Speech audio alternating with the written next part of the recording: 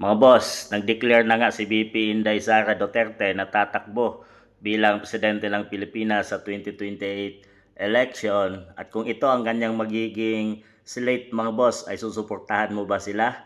Ayan, syempre, Sara Duterte for president at ang kanyang magiging vice president ay si Rodante Marcoleta. At ito yung 12-man lineup para sa kanyang senatorial slate mga boss.